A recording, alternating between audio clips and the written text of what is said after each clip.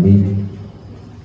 Allahumma sholli ala sayyidina Muhammad wa ala ali sayyidina Muhammad.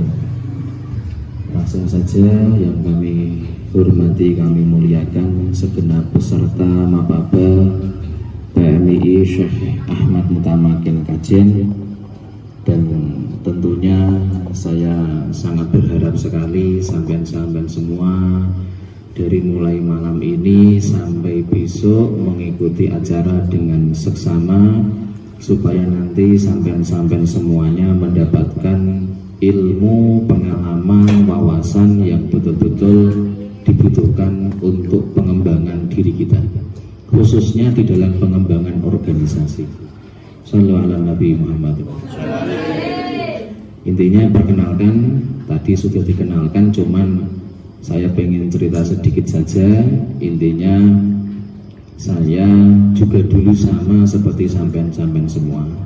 Saya lahir dalam konteks organisasi, lahir dari rahim PMII. Cuman bedanya saya di Jogja, sampean di IPMAFA. Intinya tapi sama. Semuanya pengen berjuang, pengen mengabdikan dan pengen khidmah di organisasi NU di tingkatannya masing-masing. Karena sampean-sampean semua mahasiswa, maka sampean aktif berjuang di NU di ranah mahasiswa. Oke, langsung saja. Intinya materi kita di malam hari ini adalah keaswajaan. Jadi aswaja ini bagi teman-teman Wahabi itu mengejek mengejek aswaja itu asli warisan jahiliyah.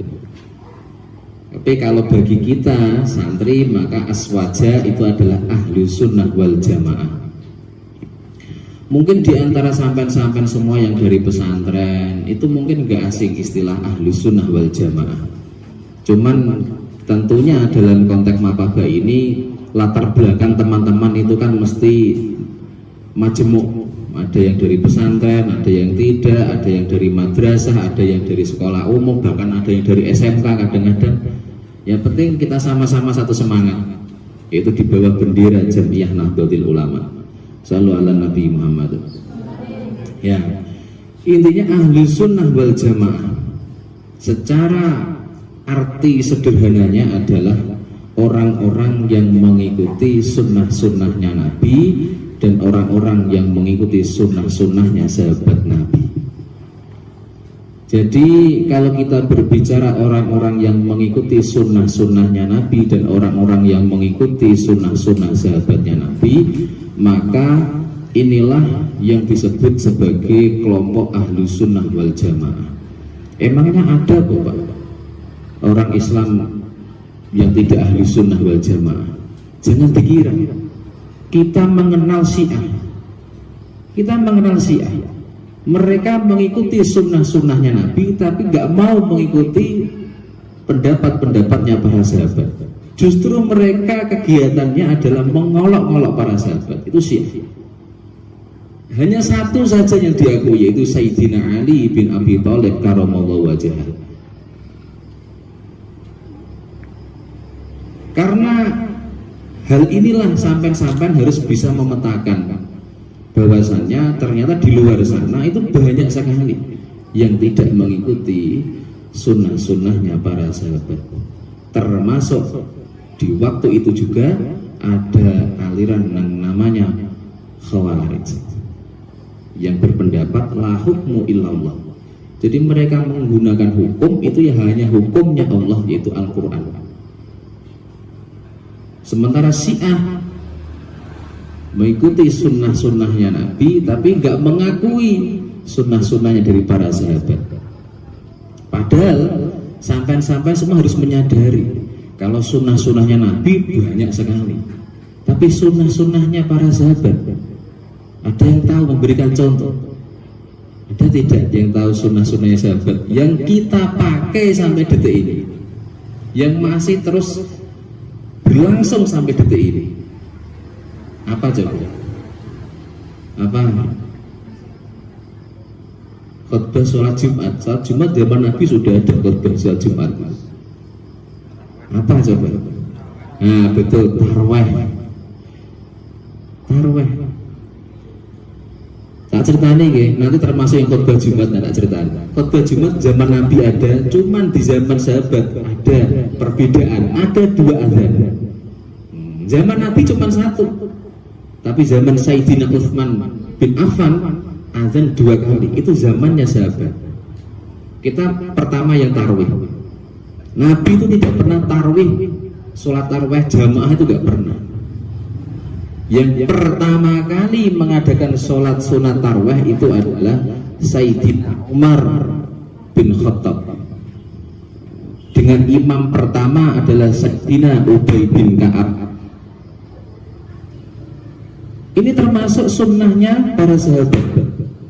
Yang kedua adalah pembukuan Al-Quran. Zaman Nabi itu hafalan. Para sahabat berpikir, nanti kalau orang-orang yang hafal di kalangan para sahabat kok sudah pada meninggal dunia, bagaimana nasibnya Al-Quran nanti untuk generasi-generasi selanjutnya? Maka akhirnya dibikinkah mushaf yang meskipun upaya-upaya itu sudah dimulai sebenarnya sejak Sayyidina Abu Bakar, sejak Sayyidina Umar, cuman yang paling betul-betul akhirnya dijadikan mushaf itu adalah di zaman Sayyidina Utsman bin Affan. Ini sunnah-sunnahnya sahabat. Dan masih banyak lagi contoh-contoh, termasuk tadi yang disampaikan teman kita, khutbah Jumat. Yang dimaksud khutbah Jumat sejak zaman Nabi sudah ada khutbah Jumat, cuman bedanya di zaman Sayyidina Utsman bin Affan ayatnya 2 kali. Karena pertimbangannya apa? Supaya umat Islam sebelum melaksanakan Jumat, kalau ada azan sebagai pengingat pertama, itu hakikatnya yang kelupaan, yang namanya orang kan ada ketiduran, ada yang namanya kecapean, sehingga akhirnya kadang-kadang los.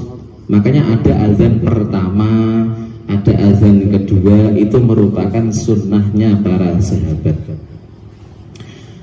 Selanjutnya, kalau kita sudah memahami ahli sunnah wal jamaah itu adalah orang-orang yang mengikuti sunnah-sunnahnya Nabi dan orang-orang yang mengikuti sunnah-sunnahnya para sahabat, akhirnya para ulama-ulama yang di waktu itu termasuk generasi-generasi pasca salafus soleh akhirnya menambahkan yang namanya ijma dan qiyas. Nabi memberikan semacam petunjuk, semacam clue bahwasannya orang kalau pengen selamat di dunia ilal akhirah, maka cekel tinggalan saya yang paling inti, yaitu apa? 1 Al-Quran, 2 Sunnah. Karena hidup terus berjalan, waktu terus berubah, akhirnya banyak ditemukan hukum-hukum yang tidak ditemukan secara langsung spesifik di Al-Quran dan Al-Hadis. Sehingga akhirnya muncullah ungkapan atau kalimat ijma dan qiyas. Karena apa? Yaitu tadi banyak kejadian-kejadian, peristiwa-peristiwa yang membutuhkan solusi syariat, sementara di dalam Al-Quran dan Al-Hadis nggak ditemukan dasar untuk secara spesifik menyelesaikan masalah-masalah tadi. Akhirnya di situ ada ijma. Ijma itu apa sih? Ijma itu kesepakatan para ulama, yang tentunya di sini ulama-ulamanya adalah ulama-ulama yang dianggap kredibel untuk membuat sebuah fatwa hukum. Maka di zaman dulu muncul ada Imam Hanafi, Imam Maliki, Imam Syafi'i, dan Imam Hambali. Beliau-beliau ini merupakan dianggap sebagai mujtahid mutlak. Kenapa dikatakan mujtahid mutlak? Karena mereka, beliau-beliau itu secara keilmuan dianggap orang yang paling mampu dan paling berhak untuk memutuskan sebuah perkara. Berapa ratus ribu hadis yang dihafalkan oleh imam-imam ini tadi. Maka mereka juga layak disebut sebagai mujtahid mutlak. Yang keempat ada namanya qiyas. Qiyas itu apa sih? Qiyas itu suatu permasalahan yang di zaman Rasul itu tidak ada, tetapi secara konteks hampir mirip. Contohnya apa? Contohnya apa? Qiyas contohnya apa? Contohnya apa? Yaitu khamr. Khamr. Kenapa khamr dikatakan itu masuk bagian dari hukum dari qiyas? Karena apa? Di zaman Nabi nggak ada narkotika. Di zaman Nabi nggak ditemukan ganja. Di zaman Nabi nggak ditemukan sabu-sabu. Tapi secara dampak dari khamr maupun narkoba tadi itu sama apa? Memabukkan, membuat orang hilang kesadaran. Sementara syarat sahnya sholat adalah orang yang sadar. Ini contoh. Makanya kalau zaman sekarang yang disebut ahlu sunnah wal jamaah adalah orang-orang yang mengikuti sunnah-sunnahnya Nabi, mengikuti sunnah-sunnah sahabatnya Nabi, sekaligus menggunakan dasar ijma' dan qiyas sebagai pemecah solusi permasalahan-permasalahan syariat. Kan sampai detik ini kan banyak orang-orang yang semangatnya katanya kembali ke Al-Quran dan As-Sunnah. Kiai saya bukan Kiai Syafi'i, tapi Kiai saya Kiai Nabi Muhammad SAW. Katanya begitu. Mereka terus menggencarkan upaya-upaya ini di media sosial, sampai akhirnya mereka jargonnya ya begitu. Bahkan kadang-kadang mereka itu begitu di medsos itu saya pernah lihat, ikut Imam Syafi'i apa ikut Nabi. Ini pertanyaan yang ambigu, pertanyaan yang aneh. Otomatis Imam Syafi'i ikut Nabi. Masa sekelas Imam Syafi'i gak ngikutin Nabi? Untuk apa Imam Syafi'i sampai menghafal ratusan ribu hadis? Dalam rangka supaya terjaga hukum Islam ini. Nah, itu di sana itu. Jadi nggak semata-mata ikut Imam Syafi'i berarti mengindahkan petunjuk-petunjuknya Nabi. Oh, ini terlalu dini ketoro kalau orang ini memang nggak ngaji. Oh, Imam Syafi'i pun memutuskan hukum juga menggunakan hadisnya Nabi, menggunakan Quran. Nah, ini sampai nanti kalau nemu-nemu di medsos seperti itu abaikan saja. Tapi kalau ada yang ngajak diskusi sampai minimal bisa jawab. Adanya para ulama-ulama mengarang kitab-kitab dari mulai kalau fikih ada Safinatun Najah, Sulam Taufik, ada Fathul Wahab, ada Fathul Mu'in. Itu semua sebenarnya memudahkan bagi kita kali ngemplok tuh. Jadi kalau ada permasalahan hukum, oh ini dasarnya ini di kitab ini, kita tinggal ngambil saja. Apa sampai mau ngotak-ngatik hadis dari kutubus sittah, dari Imam Bukhari, Imam Muslim, Sunan Abu Dawud, Imam Tirmidzi, Imam Nasai, Ibnu Majah, yang jumlahnya ada 40.000 hadis sekian itu, apa itu buka dewe? Ya kesel, gak semua orang memiliki kemampuan untuk itu. Makanya para ulama membuat kitab-kitab semacam itu, kitab-kitab kuning, supaya kita mudah untuk memahami permasalahan-permasalahan yang terjadi keumatan. Makanya kadang-kadang sekarang pun ya ada orang-orang Wahabi dan minhum orang-orang yang memang di luar NU mengatakan ikut kitab kuning apa ikut kitab Al-Quran. Oh, ini kan pertanyaan yang aneh lagi. Emangnya para ulama-ulama sekelas Imam Syafi'i dan para imam yang lain apa nggak pakai Quran dikira?